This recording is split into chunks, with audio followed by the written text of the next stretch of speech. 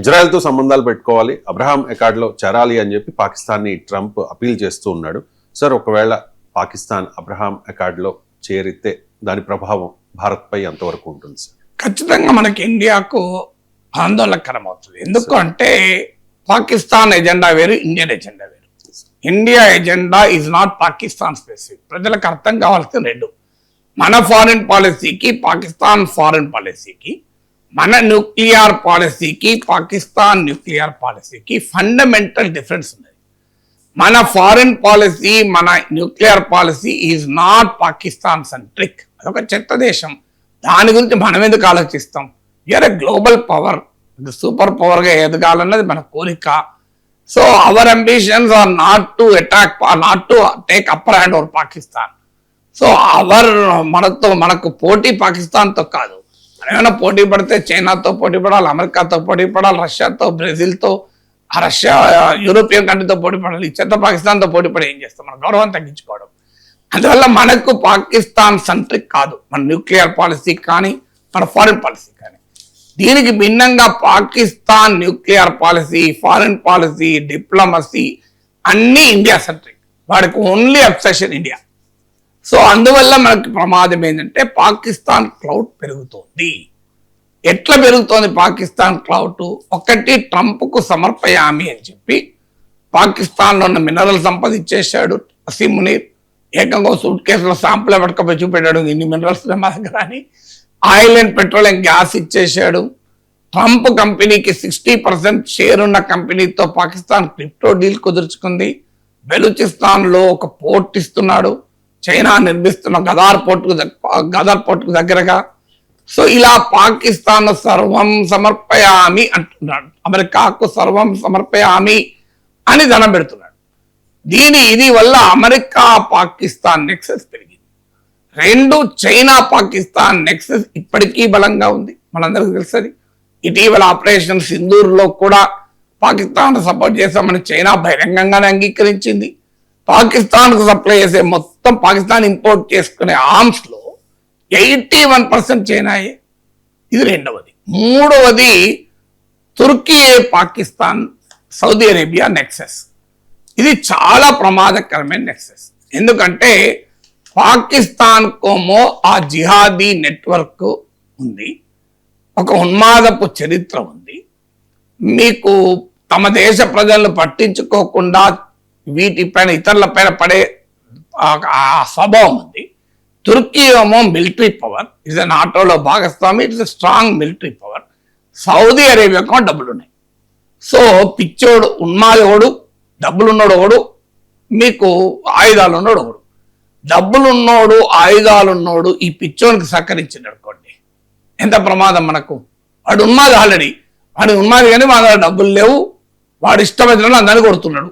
వాడి దగ్గర స్కూటర్ లేదు, మనకు ఒక కారు ఇచ్చి స్కూటర్ ఇచ్చి పంపించినాడు అనుకోండి, వాడు ఏం చేస్తాడు? ఇంకెక్కువ ఫాస్ట్ కొట్టేస్తాడు దాన్ని. లేదు అని చేతికో గన్ను ఇచ్చావు అనుకోండి, వాడికి షూట్ చేస్తాడు, అంతకుముందు కర్రతో కొట్టినాడు. సో అందువల్ల ఉన్మాదికి సౌదీ అరేబియా నుంచి డబ్బులు, తుర్కీ నుంచి ఆయుధాలు. ఇది వెరీ బిగ్ ఛాలెంజ్. ఎందుకంటే ఇటీవల కూడా మీకు ఆపరేషన్ సింధూర్లో కూడా పాకిస్తాన్ తుర్కీ నెక్సెస్ చూసాం మనం. ఇక సౌదీ అరేబియా పాకిస్తాన్ మధ్యనైతే కాంప్రిహెన్సివ్ డిఫెన్స్ అగ్రిమెంట్ కుదిరింది. ఇటీవల ఇరాన్ సౌదీ అరేబియా మధ్య యుద్ధానికి కూడా ఒకవైపు ఇరాన్ చర్చల్లో మీడియేటర్గా ఉన్న పాకిస్తాన్, మరోవైపు సౌదీ అరేబియాకు బలగాలు కూడా పంపించింది, ఫైటర్ జెట్స్ లో పంపించింది. సో పాకిస్తాన్ కు సౌదీ అరేబియాకు మధ్య నాటో తరహా డిఫెన్స్ డీల్ కుదిరింది. అది ఇంకా ప్రమాదకరం. నాటో తరహా డిఫెన్స్ డీల్ అంటే ఒక దేశంపై దాడి జరిగితే మరో దేశంపై దాడి జరిగినట్టుగానే భావిస్తారు. సో ఇప్పుడు రేపు మనం పాకిస్తాన్తో మన యుద్ధం వచ్చింది అనుకోండి, మనం ఓన్లీ పాకిస్తాన్తో ఫైట్ కాదు, తుర్కీతో ఫైట్ చేయాల్సి వస్తుంది, సౌదీ అరేబియాతో ఫైట్ చేయాల్సి వస్తుంది. అది ఎంత ప్రమాదకరం మనకు చూడండి. సో అందువల్ల మీరు పాకిస్తాన్ నెక్సెస్ ఎక్స్పాండ్ అవుతున్న కొద్ది పాకిస్తాన్ డిప్లొమాటిక్ క్లౌడ్, అది మనకు ప్రమాదకరం. ఇప్పుడు తాజాగా ఇక అబ్రహాం అకార్డ్లో చేరబట్టున్నాడు. ఇప్పటికే పాకిస్తాన్ అమెరికాకి ఎంత కీలకం అంటే, మొదటి నుంచి చైనాతో సంబంధాలకు పాకిస్తానే లాజిస్టిక్ సప్లయర్. మీకు 71లో ప్రెసిడెంట్ నిక్సన్ కిసింజర్ డిప్లొమసీలో భాగంగా సోవియట్కు వ్యతిరేకంగా చైనాను కలుపుకున్న రోజు కూడా మీడియేటర్ పాకిస్తాన్. ఆఫ్ఘనిస్తాన్ లో తాలిబాన్ తో లింకులైన యుద్ధమైన మీడియేటర్ పాకిస్తాన్, ఇరాన్ తో చర్చలకైనా ఇవాళ mediator Pakistan, American interest in Iran, American interest in Afghanistan, American interest in China కూడా పాకిస్తాన్ లింక్. ఇప్పుడు American interest in the entire West Asia, Gulf and Islamic world, Pakistan కీలకమైంది అనుకోండి, ఎంత ప్రమాదకరం.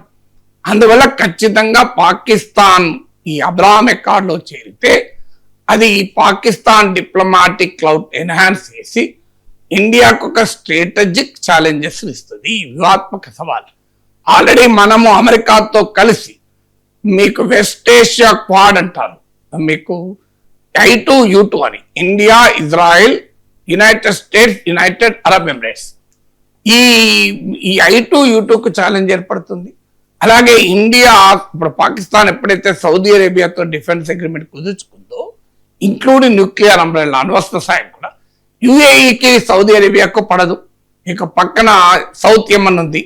సౌత్ యమన్ లో ప్రెసిడెన్షియల్ లీడర్షిప్ కౌన్సిల్ అని అధికార ప్రభుత్వాన్ని సౌదీ మద్దతు ఇస్తే, వేర్పాటు వ్యవస్థ ఉద్యమమైన సదరన్ ట్రాన్సిషన్ కౌన్సిల్ కు యుఏఈ మద్దతు ఇస్తుంది. అక్కడ వారు సాయుధ ఘర్షణ పడి తీసుకొచ్చారు. అందుకే దీన్ని ఉపయోగించుకొని మనం ఏం చేసాం, పాకిస్తాన్ సౌదీ అరేబియాతో కలిస్తే మనం యుఏఈతో డిఫెన్స్ అగ్రిమెంట్ కుదిరింది. అందుకని ఇటీవల ప్రైమ్ మినిస్టర్ మళ్ళీ యుఏఈ అందుకు వెళ్ళాడు. అందుకే సో అందువల్ల ఇప్పుడు పాకిస్తాన్ గనక ఇప్పటిదాకా చైనా నెక్సెస్, అమెరికా నెక్సెస్, ఇటీవల తుర్కీ నెక్సెస్, ఇప్పుడు సౌదీ నెక్సెస్, ఇప్పుడు ఆఖరికి ఇస్లామిక్ నెక్సెస్, మీకు గల్ఫ్ ఇస్లామిక్ నాటో మీటింగ్ లో కూడా పాకిస్తాన్ కీలక పాత్ర పోషించింది.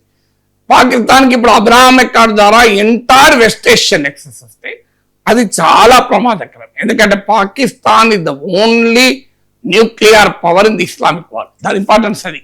ఇస్లామిక్ ప్రపంచంలో ఒక అణ్వస్త్ర దేశం అంటూ ఏదైనా ఉందంటే అది పాకిస్తాన్. అది ఆ క్లౌడ్ మనకు డెఫినెట్ గా ఇండియాకు స్ట్రాటజిక్ ఛాలెంజ్ అవుతుంది.